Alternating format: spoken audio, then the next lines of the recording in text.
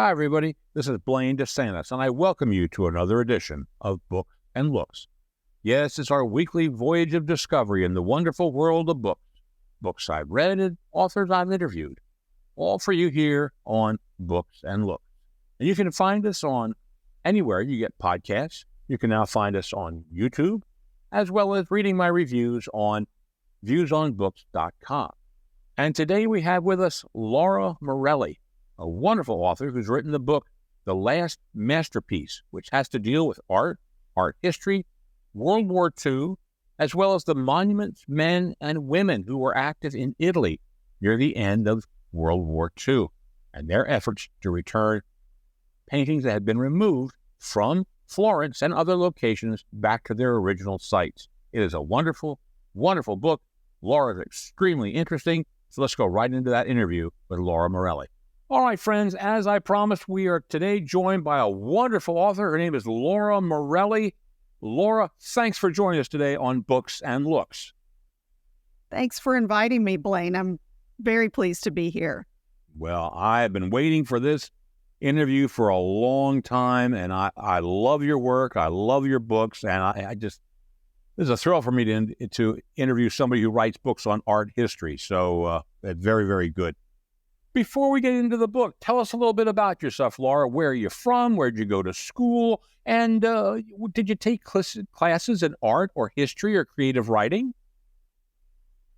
Well, I was born and raised in Georgia, and I wanted to be a writer ever since I was a little kid. I was obsessed with books. I was an only child for 7 years until my little brother was born. And so I lived in a very rural area, and I just spent all my time reading and sort of living in this imaginary world, as I think a lot of only children do.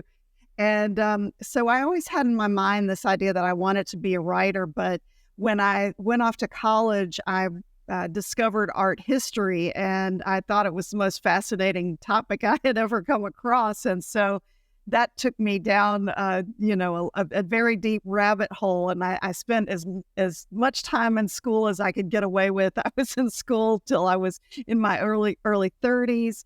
I ended up finishing a PhD in art history from Yale and teaching at the college level. So that's sort of how I got into art history, but that interest in writing and writing creatively was still there. And it loomed back very largely into my life when I sort of started to reach my late 30s and my 40th birthday. Then there was, I think sometimes when we reach middle age, we question what we're doing, and we question our life choices, and we sometimes want to go back to something that we felt passionate about as a kid, which is cool to see. So I'm very fortunate in that I was able to marry my interest in creative writing and my love for art history in one career. So I feel very fortunate for that. Well, you've done very, very well. And when you were in grad school, and I don't know how this works, did you have to specialize in one area of art? Yes, you do. As we move toward the end of our, PhD, we specialize quite a bit. And so my area has always, my main area of interest has always been the Middle Ages and the Renaissance. But as a teacher of art history, I ended up teaching everything, as we do, from prehistory to the contemporary age. And I really enjoyed that a lot, because one of the things that I've always found interesting about art history was seeing where the connections were across spaces and time, and making connections between things that are very far distant. Which I think is very interesting. So I've really taught the entire history of art, but the Middle Ages and the Renaissance are kind of a special area of interest for me. A lot of people have enjoyed and yet has sort of made fun at times of Dan Brown's book. I can't remember the title of it anymore, but you know which one I'm talking about. The Da Vinci Code. The Da Vinci Code, right. But I always tell people, he got us looking at art He got us looking at art symbolism. He did so much for the layperson. If they wanted to look at it, you could learn a lot by taking a look and reading his book. And I loved it. And to the point where I remember, I don't know if I'm sure you've been up there in Milan and at the cathedral up there where they have the Last Supper. And I remember they're stacked with all the books you can buy for the Da Vinci Code in every possible language. They poo-poo what he says, but they sell all the books, which is so typical of so many things. But again, and you do the same thing. You teach us art history, and that's so important because most of us don't know much about that area. Italian art history. What made you focus on that area, Laura? Well, as I said, I kind of, have taught all of the different eras and places, but I lived in Italy for several years. And, even if you're just visiting, not just living there, I think you very quickly realize the incredible richness of art history and in the country.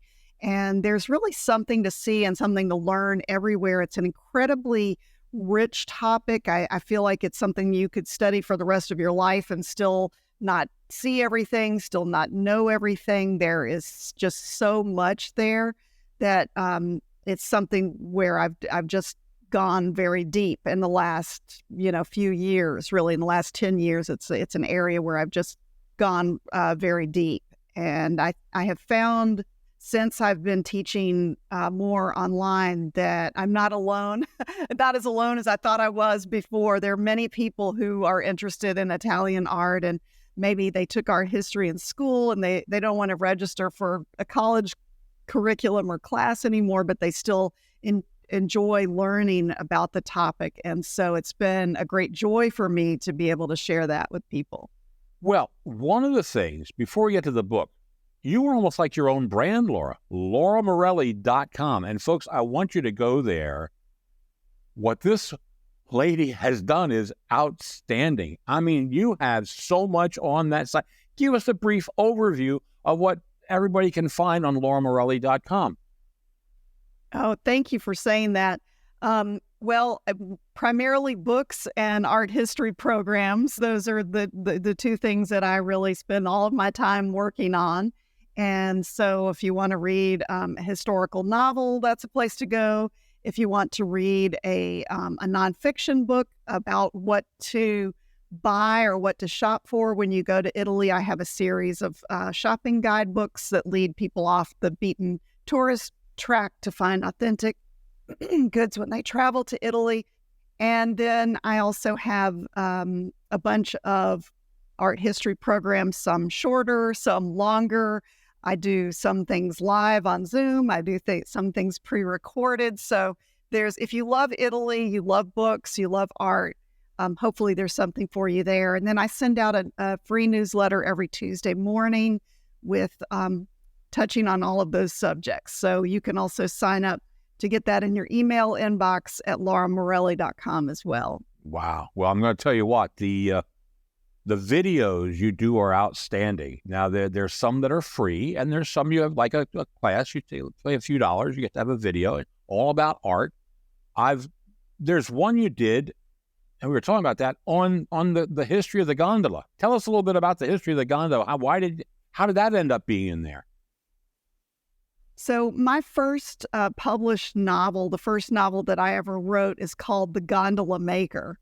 And in the course of researching that book, I became very interested in the history of the Venetian gondola. It's such a specific and peculiar type of boat, and it has a very fascinating history. And so TED Ed asked me to produce an educational video for their audience about the history of the Venetian gondola. And again, at Lauramorileecom, you can find that. It's free, and you can learn a little bit, a few strange facts that you can pull out of your pocket at your next dinner party about the Venetian gondola. I don't know if you're a big fan of Donna Leone, but she writes the Spectre Brunetti books over there in Venice, and he sort of gets into the whole gondola thing also, and how they're fewer and fewer and fewer, and they're all the vaporettos, and they're all taking this. And so when I watched your video about that, I was correlating to you and her as to the state of the gondolas in Venice. Yeah, thank you for that. Donna Leon is a wonderful writer and has a terrific series. Yes, the fully handmade gondolas, it has been a dying art for quite a while. There are just a couple of places where they hold this tradition of handmade boats literally in their hands. I mean, certainly there are gondolas that are made with machine tools and repaired with machine tools, but there are only a few people fully hand making everything by hand the way that they did in centuries past. But the gondola is just one type of traditional Venetian boat. There are many different types of traditional boats there, which is it's a fascinating topic. Well, we're going to switch down and talk about your newest book, The Last Masterpiece. What inspired you to write this book? Well, thank you for asking. Here's The Last Masterpiece. That's what the cover looks like. And what inspired me to write this book was researching the history of museum evacuations during World War II. Art museums across Europe, in the face of the looming Nazi threat, had to decide what to do with their collections over the course of 1939 to 1942. And many of the great art museums across Europe ended up having to find hiding places, repositories, safe houses for their masterpieces. So what happened to the collections of the city of Florence is just an incredible, dramatic, true story. And so I wanted to set a book against this backdrop of the story of the evacuation of the Uffizi and the other Florentine art museums. Now, a little known story of history are these nearly 300 paintings that were actually looted from one of these hiding places in the Tuscan countryside and taken northward by the Nazis. And so that is part of the story. But, that backdrop of the museum evacuations was really kind of what sparked this book and sparked my interest in writing about it. Okay. So that's basically what we're looking at. We're looking at what happened to these artwork in Italy. Tell us somebody, who are your main characters in this book? Who do we follow? Yeah, so what I decided to do with this book was to look at this story from two completely different sides. So on the one hand, we have Ava, who is a young Austrian photographer who is sent to Italy as a documentary photographer to take pictures of Allied damage to monuments in Italy. And then on the other side, we have Josie, who is a humble stenographer from Connecticut who signs up for the Women's Army Corps, which was a new thing in World War II, and is shipped off to Italy and is assigned to work with one of the monuments men who is trying to track down what has happened to many of the works of art and monuments across from Sicily all the way up the Italian peninsula. So we're following two women on complete opposite sides of the war, both of whom get sort of wrapped up in this drama of these looted artworks that have been taken from the Florentine collections. All right. Women's Army Corps. When was that established, and how many women did they send over to Italy? Do you know? Yeah, so I did quite a bit of research on the WWII, as they're called, the Women's Army Corps. So women, of course, had been an important part of wars prior to World War II. Especially, I think we're familiar with the important role of nurses, for example, during World War I. Women have always played a role. But it was only in 1942 that the U.S. Army decided to establish this Women's Army Corps and to bring women in to as fully fledged members of the American Army. They were no longer considered an auxiliary unit, but they were fully embedded with the troops. So they moved right behind the front lines. Their job was to do all of the things that, so that the men could be freed up to go to the front and fight. So they were stenographers, they were postal workers, they were telephone operators, they were logistics personnel. They did all kinds of clerical and operational tasks behind the scenes, but literally just behind the front lines. And they followed these troops up the boot of Italy from Sicily northward. And so it's really an incredible group of women. There is a museum and archive in Fort Lee, Virginia, where I spent some time doing research among the photographs and letters and diaries there, which were just incredible. Just the story, these firsthand accounts of these women who were really, pretty forward thinking. They were the first to jump on the bandwagon and sign up for this brand new thing that came out. They faced a lot of public criticism for doing so in some ways. And so I think they were incredibly brave. Also very humble. I mean, I went into the archival sources looking for these great dramatic stories of these things that the women did. And instead, they were just so humble. And they talked about just these delicious details, some of which made it into the book, about dances that they planned, or, problems with their undergarments, or the food that they made, or, hanging laundry on the line, or there were lots of sort of details of issues in daily living that were fascinating, and that some of which, as I said, made it into the story. I think one of your ladies turned out to be a pretty good cook. As a matter of fact, she was always making something for the troops or for the ladies. Yeah. Now, Josie Evans, who is our humble stenographer from up there in she's from Connecticut, I think. Yeah. New Haven. Right. Was she based on anybody? Was she patterned on anyone in particular? No, Josie is not patterned on any one particular woman, but I tried to do my best to sort of capture the spirit of what I discovered in reading these firsthand accounts from the WWII that I researched.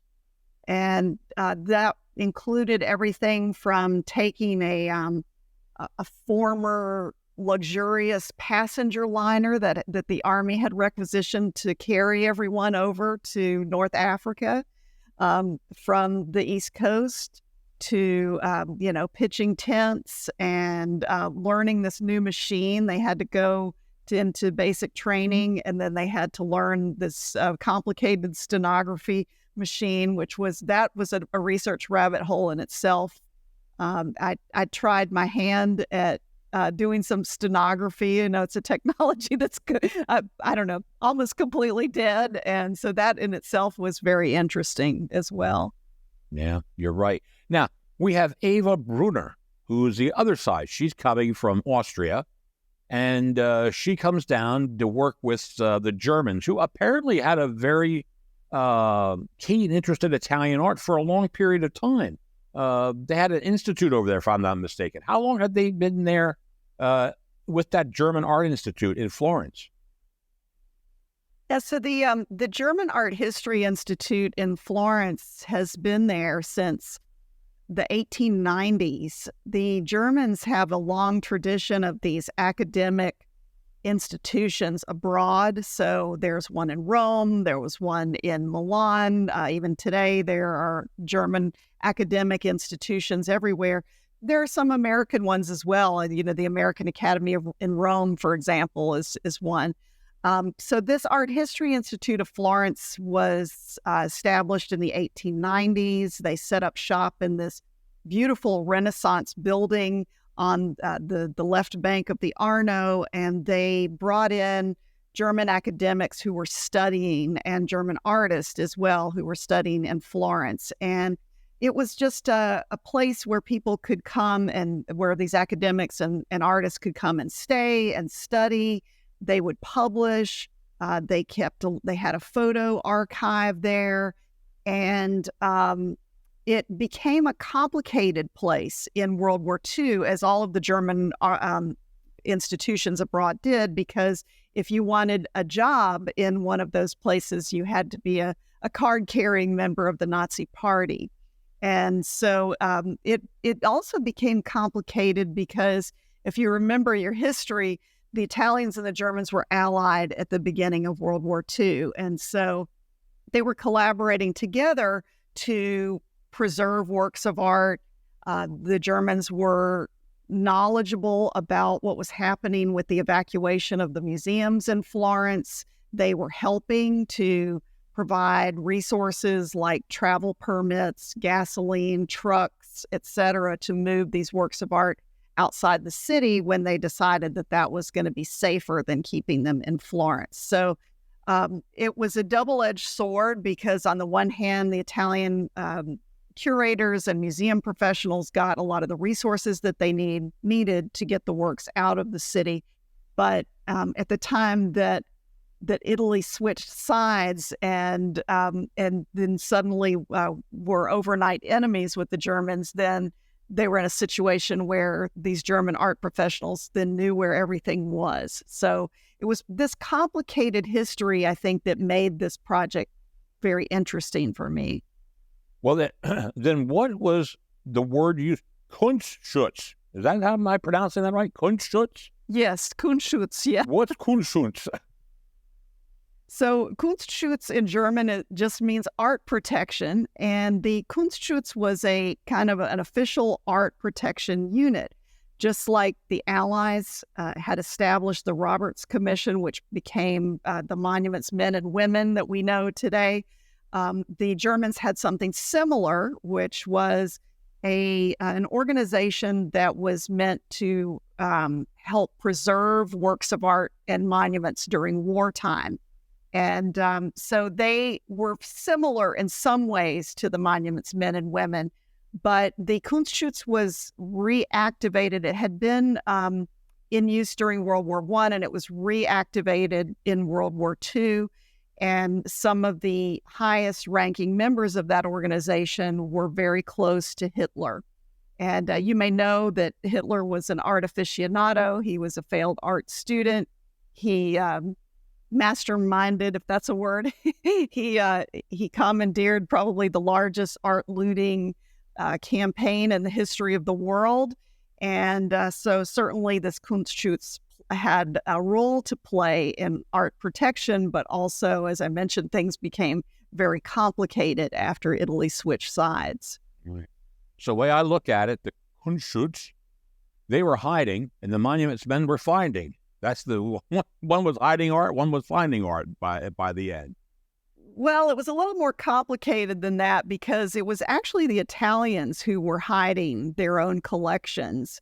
And so they were, of course, trying to preserve and track and document where everything was. And one of the craziest research expeditions that I've been on was to go and look at some of these handwritten and typed inventories that the Italian curators and arts administrators, regional superintendents were trying to where they were trying to record everything because they decided, as many European museums did, that it would be a better idea if they moved all of these irreplaceable works by Michelangelo, Leonardo da Vinci, Botticelli, that it would be better if they were spread around to different locations and not concentrated in one area where they might be accidentally or on purpose damaged or destroyed. And so remember, we're in a time before cell phones, before computers, and so the only way they could really keep track of everything was through typed and handwritten inventories. And as things escalated over the course of the war, they had to go back and annotate the inventories. And so you see these pages that have red ink, things scratched out, blue ink, more things scratched out, this object was moved here, this priceless work of art was moved there.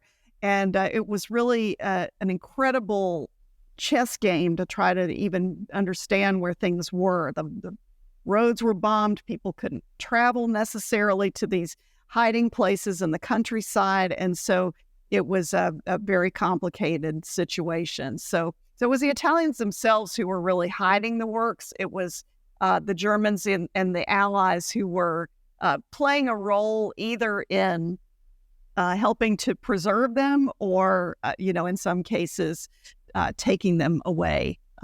You're much kinder than I would have been, I'll say that much, in explaining that, okay? Much kinder. Tell me, disinformation played a big part, because did both the Germans and the Americans spread disinformation about what was going to happen to the art if the other side got it? Yeah, so this was one of the most interesting things about this project that made it feel contemporary for me, because you see different stories being spun from the same set of circumstances. And I think we can all relate to that today in our culture, how information gets disseminated and people might take the same set of facts or circumstances and create two completely different views on them. So, on the one hand, we see all of these stories in the international press about the Germans stealing things or damaging things. And if you were on the home front in the U.S. during that time, you would have seen these stories in your local newspaper. On the other hand, in Italy, the Germans, while they were, either quote unquote frenemies, during the early time of the war, or even after Italy capitulated and they were outright enemies instead, they were still spreading propaganda. And there are some incredible propaganda posters from the time that depict American soldiers looting ancient statues. The Germans disseminated news stories saying that the Americans were going to land on the beaches of Italy, strip all of these antiquities and these priceless masterpieces, put them on their boats, and take them to the Metropolitan Museum of Art or to Washington, D.C. And so we see two completely different stories being told about what's going to happen in Italy with these priceless works of art, which were such an important piece of Italian identity. I mean, for the Italian superintendents and the Italian people, these works of art, it was so important to keep them where they were and to not let them be taken anywhere else, because it was like, someone ripping your child out of your arms. It was something that was just part of them. It was part of their identity. So in Tuscany in particular, there was a big push to make sure that these works of art stayed within the geographical borders of the region. They didn't want them going anywhere else in Italy. They had to stay within the borders of Tuscany. That was a thing that had been written down by the Medici family, that their collection had to stay within the confines of Tuscany. And so in World War II, they used that rationale to keep their works of art within the region. Okay. And digressing a little bit, the battle for Monte Casino didn't help the American image too much, as we destroyed that monastery. I'm sure that was a big factor. Did you find anything about that the Germans were using that as a reason for their concern about Americans? It's a good question. The story of Monte Casino and the battle that took place, or battles that took place there, is such a complicated history. It was an ancient abbey that was destroyed by Allied bombings. And certainly the Allies got a lot of international criticism for having destroyed this important and ancient monument. The Allies mistakenly thought that it was a German outpost, and it wasn't actually, but the building was destroyed. I'm not sure. I didn't run across anything specifically propaganda-wise, in terms of them using that as a rationale for why the Americans might steal, works of art, but certainly there was a lot of talk back and forth about that. We have to remember that when people were in the middle of this, of the war, no one knew what the outcome was going to be. And so I think for your average everyday person living, someone like you or me who are just living their lives in Italy, it must have been a very confusing time to hear these different messages being sent about where were the Allies, where were the Germans, what were they doing, what were they gonna do, what were they gonna take, what was gonna happen. It must have been a very chaotic and confusing time. Yeah, I agree. Now, in the book, we followed Josephine and I think two, if I'm not mistaken, monuments men. Was that a true number, that there were actually only two people there?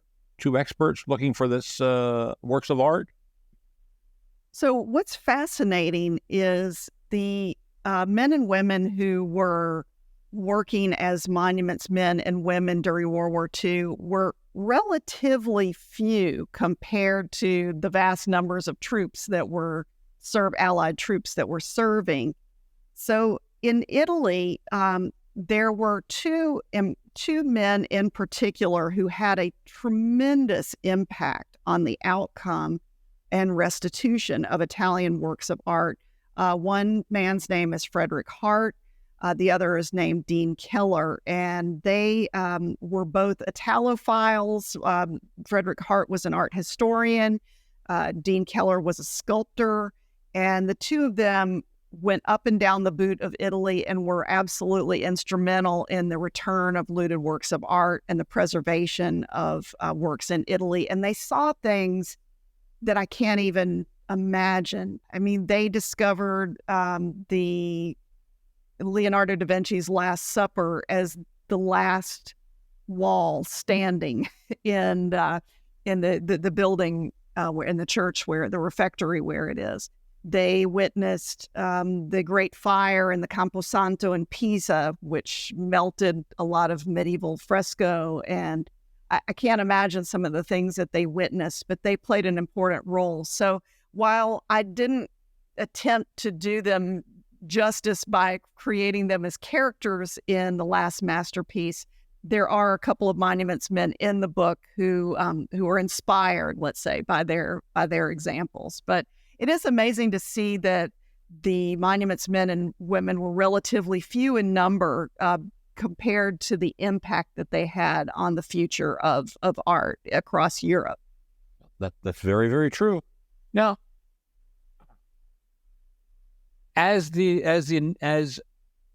American forces come north, we see a change, I think, in the position of the Germans or the Nazis.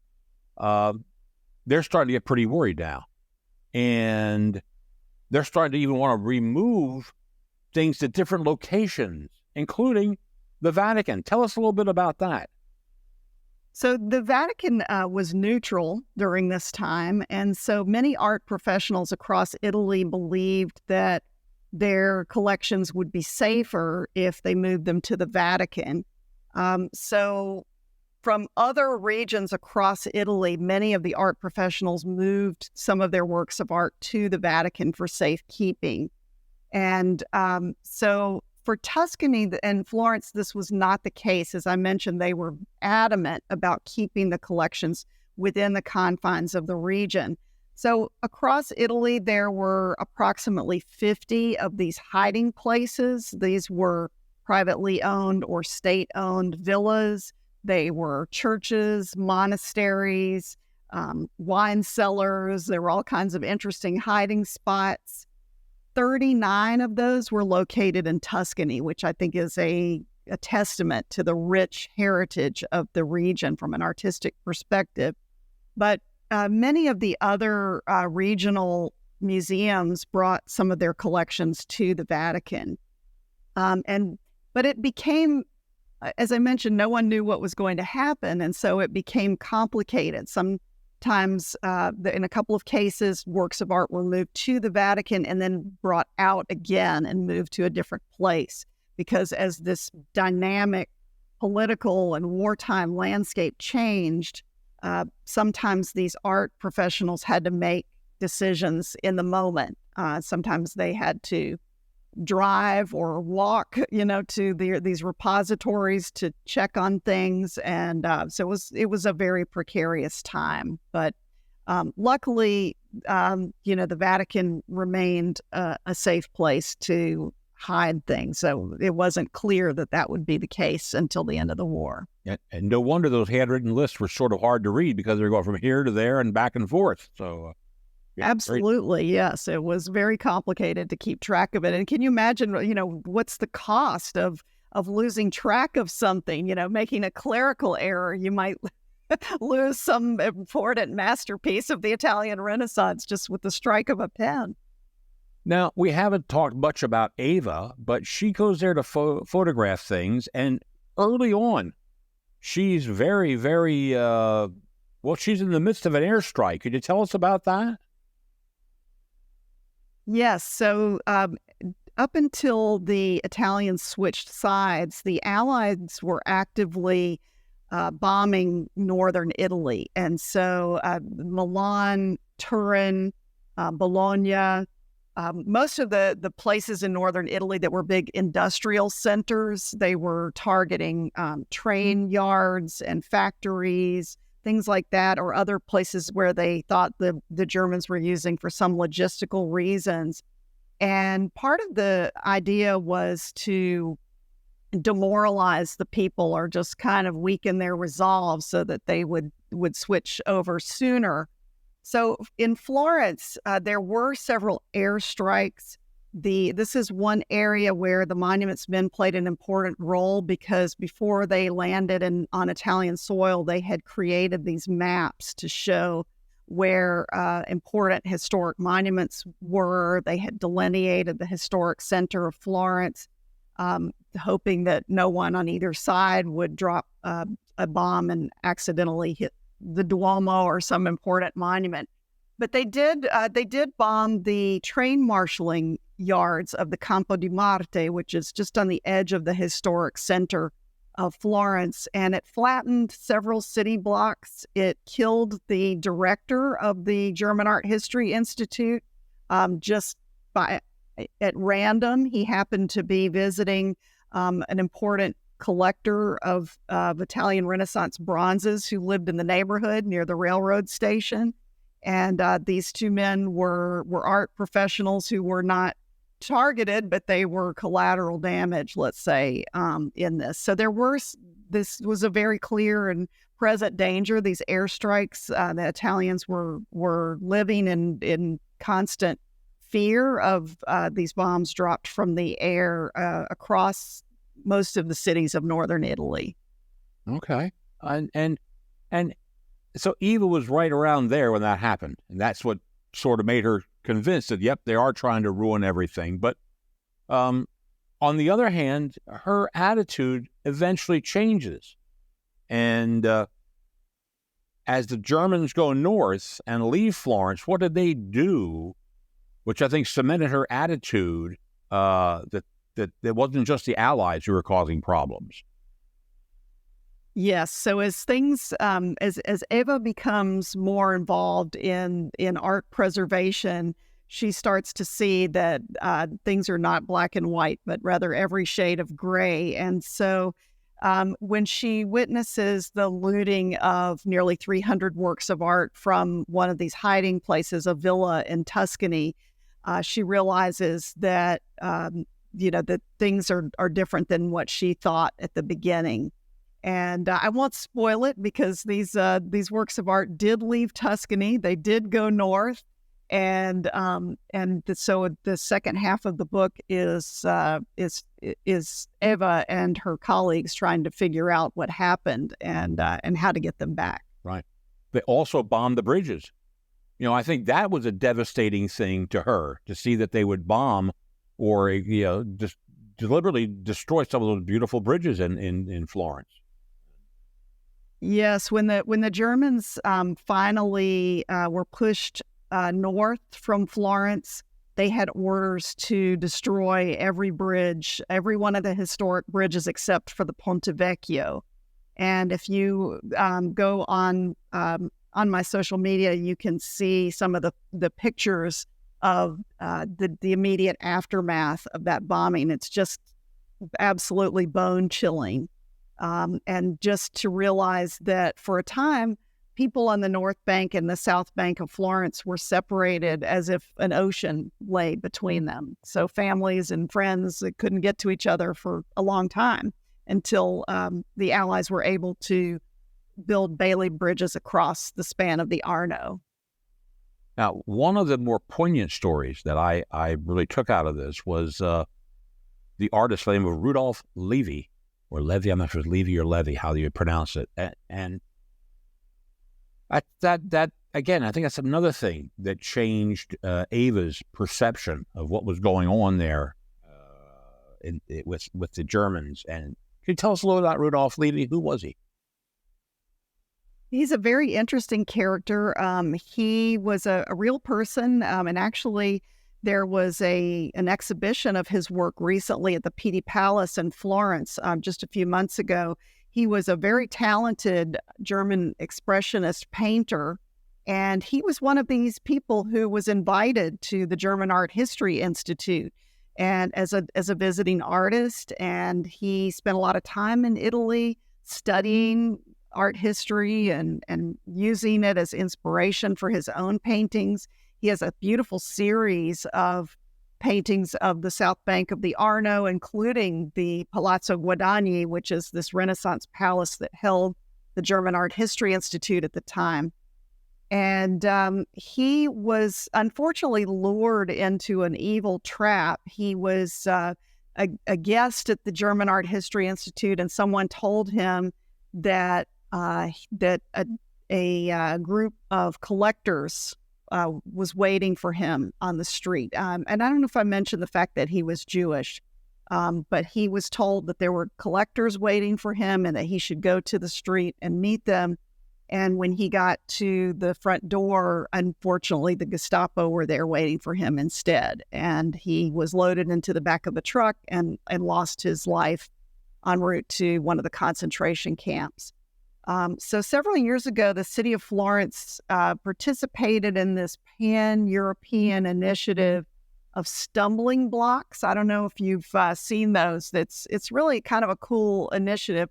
They commissioned artists to create these bronze square, quote-unquote, stumbling blocks. So they are like a cobblestone. They're like a single cobblestone, and they go in the sidewalk. And it's raised up just a bit, so you could potentially stumble across it. But each stumbling block has the name and dates of a Jewish person who lost their life during World War II in that location. So right outside the door of this Palazzo Guadagni in Piazza Santo Spirito, there is a stumbling block with Rudolph Levy's name on it. So it's very, very, very interesting. Yeah, I was unaware of that. I've been to Florence numerous times. I stumbled, but I don't think on a block. I think I just stumbled. But wow. Well, it's interesting because I've been to Florence so many times, and this last research trip that I did for this book, I saw so many things there that I had never seen before. It was like a new layer had been placed on the city, things like the stumbling blocks, and learning more about the resistance, and learning more about the specific buildings in the city, which ones, have been restored from the bombings of the time, which ones have been destroyed. It was like my eyes were completely open to a whole new side of the city that I had never seen before. Mm-hmm. Wow. Well, Florence is a lovely city. There's so much to see, so much to do, so much artwork, so much beauty. I can't imagine living there during the war. Constant fear of not just your own life, but the art and the culture that you were possibly going to lose. It had to be devastating. It must have been horrible. I mean, they went for months with no electricity. no plumbing, not able to, no running water, no electricity. And if you've been in Tuscany in the summertime, the mosquitoes are horrible coming off the Arno. And the conditions just had to be deplorable. And there were so many people taking refuge in the city from elsewhere, especially people who had walked up from the south, thinking that the historic center of Florence would be a safe place. There were hundreds of refugees clustered in the courtyard of the Pitti Palace. There are lots of photographs of that. They're just amazing. It just had to be a horrific experience being stuck there in that time. Little food, no water, no sewer, no nothing. It was very difficult. One last thing about this is the Nero Order. What was that, the Nero Order? You mentioned it in your book. So the Nero Order was an idea that Adolf Hitler had in the final months of World War II. I believe he tried to put this into place in March of 1944. And his directive was that if the Germans were clearly losing, that they should burn everything down on their way out of wherever they were. And so this was not only to take place in Italy, but across Europe. If they were retreating, they were to blow the entire place up. So he spread this idea around. The man who was supposed to execute this order was named Albert Speer, and he famously told Hitler that he was to give him the authority to execute this idea. And then he promptly turned around and told the generals not to do it. And so, I think that, Hitler had this very nihilistic idea at the end of when it was clear that things were crumbling. So it's specifically related to works of art because there was an order to bomb the salt mine at Altaussee, which was a mine where the Nazis were storing more than 6,000 works of art, including sculptures by Michelangelo, paintings by Rembrandt, musical scores by Bach and Beethoven. I mean, some of the world's most precious objects were stored in the belly of this salt mine. And the German soldiers actually rigged the entire mine with explosives. And it was only through a crazy story of resistance amongst the local Austrian miners that mine didn't explode. But that was part of this initiative of the Nero Order to bring everything down on the way out. It's an amazing story. Absolutely. Let me ask you a question. Everybody knows, well, not everybody, but most people know about the book and the movie, The Monuments Men.